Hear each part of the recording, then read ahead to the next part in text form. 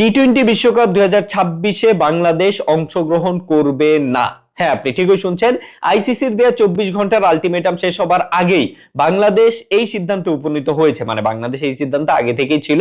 এই সিদ্ধান্তে অনড় রয়েছে যে বাংলাদেশের ম্যাচগুলো যদি ভারত থেকে সরিয়ে শ্রীলঙ্কায় না দেয়া হয় তাহলে বাংলাদেশ এবারের বিশ্বকাপে অর্থাৎ টি-20 বিশ্বকাপ 2026-এ অংশগ্রহণ করবে না।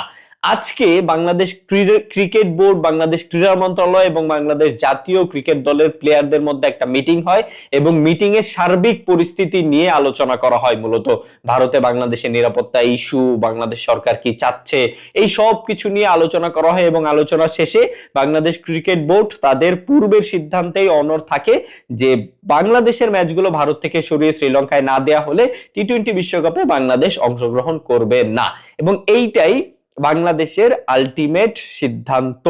আমি জানি এই সিদ্ধান্তে আসলে সবাই একরকম রিয়্যাক্ট করবে না, কারো কাছে সিদ্ধান্তটা ভালো লাগবে, কারো কাছে ভালো লাগবে না, কেউ খুশি হবে, কেউ খুব কষ্ট পাবে। বিশেষ করে বাংলাদেশ ক্রিকেট প্লেয়ারদের কথা যদি বলি, যারা এবারে টি-20 বিশ্বকাপের স্কোয়াডে ছিল, তাদের কাছে বিষয়টা মোটেও আনন্দদায়ক কিছু না। কারণ আমরা জানি যে একটা টি-20 বিশ্বকাপ বা একটা বিশ্বকাপ খেলতে আসলে প্রত্যেকটা প্লেয়ার চায়, প্রত্যেকটা দেশই চায় বিশ্বকাপ খেলতে, বাট সবাই আসলে সুযোগ পায় না, কেউ পায় কেউ পায় না।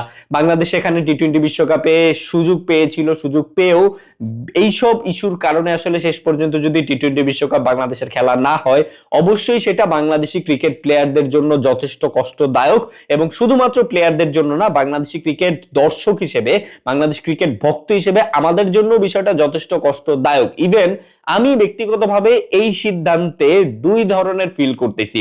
প্রথমত, টি-20 বিশ্বকাপে বাংলাদেশ থাকবে না, আমি টি-20 বিশ্বকাপ দেখতেছি, সেখানে বাংলাদেশের খেলা দেখতে পাবো না, এই বিষয়টা আমার জন্য যথেষ্ট কষ্টদায়ক, যথেষ্ট পীড়াদায়ক হবে।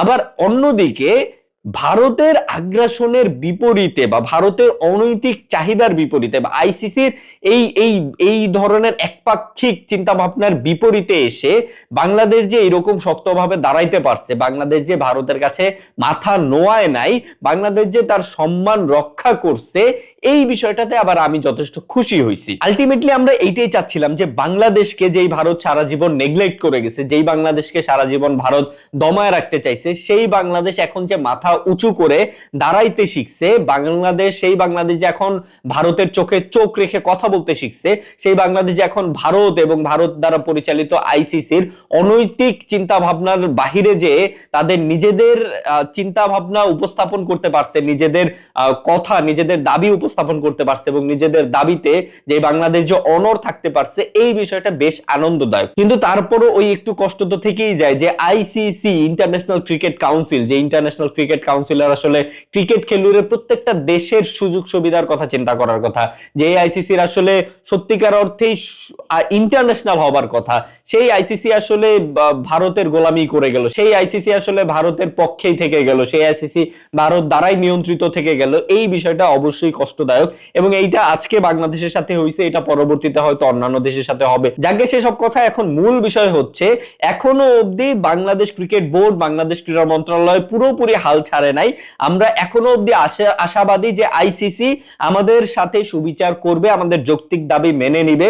এখনো অবধি আমরা চাচ্ছি যে আইসিসি বাংলাদেশের ম্যাচগুলো ভারত থেকে সরিয়ে শ্রীলঙ্কায় দিবে এবং আমরা বিশ্বকাপ খেলতে চাই। বাংলাদেশ যেমনই খেলুক না কেন, হারুক জিতুক, বিশ্বকাপে অংশগ্রহণ করুক, এইটা আমরা চাই। আমরা বাংলাদেশের প্রত্যেকটা ক্রিকেট ভক্ত, বাংলাদেশের প্রত্যেকটা ক্রিকেট প্লেয়ার, বাংলাদেশের প্রত্যেকটা মানুষ আসলে এইটা চায় যে বাংলাদেশ ক্রিকেট বিশ্বকাপে অংশগ্রহণ করুক, তারপরে সেখানে যা পারফর্ম করুক সেটা আলাদা বিষয়, সেটা নিয়ে আমরা আলাদাভাবে কথা বলবো। বাট বাংলাদেশ টি-20 বিশ্বকাপে অংশগ্রহণ করুক, এইটা আমরা সবাই চাই। বাট আইসিসি আসলে আমাদের সাথে যেই কাজটা করতেছে, এটা মোটেও ঠিক কাজ করতেছে না। তাই এখনো অবধি আমরা পুরোপুরি হাল ছাড়ি নাই। এখনো আমরা আশাবাদী যে আইসিসির একটু হলেও সুবুদ্ধি হবে এবং তারা বাংলাদেশের এই যৌক্তিক দাবি মেনে নিয়ে ভারত থেকে ম্যাচগুলো সরিয়ে শ্রীলঙ্কায় দিবে এবং বাংলাদেশ টি-20 বিশ্বকাপে আর 5-10টা দেশের মতোই অংশগ্রহণ করবে।